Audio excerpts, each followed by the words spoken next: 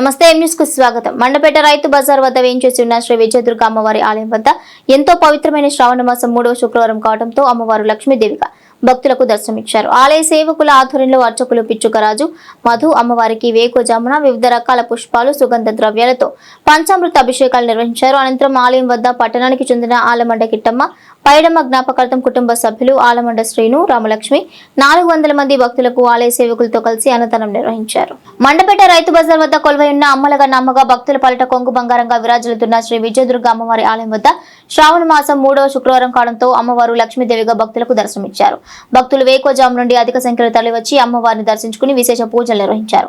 ఆలయ సేవకులు బండారు కామరాజు, ఆలయ సేవకుల ఆధ్వర్యంలో ఆలయ అర్చకులు పిచ్చుకరాజు మధు అమ్మవారికి వేకువజామున విశేష పంచామృత అభిషేకాలు నిర్వహించారు. ఆలయానికి వచ్చిన భక్తులకు ప్రసాద వితరణ చేసిన ఆలయ కమిటీ సభ్యులు. అనంతరం ఆలయం వద్ద పట్టణానికి చెందిన ఆలమండ కిట్టమ్మ పైడమ్మ జ్ఞాపకార్థం కుటుంబ సభ్యులు ఆలమండ శ్రీను రామలక్ష్మి సహకారంతో ఆలయ సేవకులు బండారు కామరాజు ఆలయ సేవకులతో కలిసి 400 మంది భక్తులకు అన్నదానం చేశారు.